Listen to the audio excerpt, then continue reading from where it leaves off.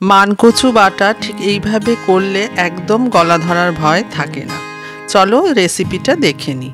মানকচু আমি নিয়ে নিয়েছি। এখানে মানকচুটা যখন কাটবো তখন এর যে চোকলাটা থাকবে একটু মোটা করে কেটে নিতে হবে। তারপর এটাকে জলের মধ্যে বেশ কিছুক্ষণ রেখে দিতে হবে।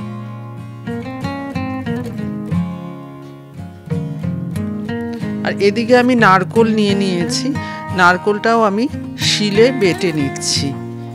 কচুটাও আমি শিলেই বাটবো। আগে এটা গ্রেটার দিয়ে ভালো করে কুড়িয়ে নিতে হবে। কুড়িয়ে নিলে শিলে বাটতে সুবিধে হবে।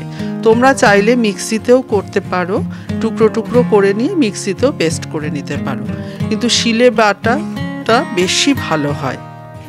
শিলে বাটার সময় প্রথমে কচুটা দিয়ে দিলাম, তারপর দিয়ে দিলাম নারকোল, একটু সর্ষে পোস্ত একসঙ্গে বেটে নিয়েছিলাম, আর রসুন, কাঁচা লঙ্কা। তোমরা কচুর পরিমাণ অনুসারে এই জিনিসগুলো সম্পূর্ণ মেশাবে, কিন্তু কচু যতটা পরিমাণে তোমরা নেবে ততটাই নারকোল দিলে এটার স্বাদ অপূর্ব হয়। এই মানকচু বাটার রেসিপিটি খুবই সহজ, গরম ভাতের সঙ্গে এটা অপূর্ব লাগে খেতে। কচু বাটা আমাদের হয়ে গেছে। এবার একটা বাটিতে তুলে নিয়ে এটাতে আমি নুন পরিমাণ মতন, চিনি পরিমাণ মতন মিশিয়ে ভালো করে মেখে নেব। তারপর সরষের তেল, কাঁচা লঙ্কা দিয়ে পরিবেশন করব।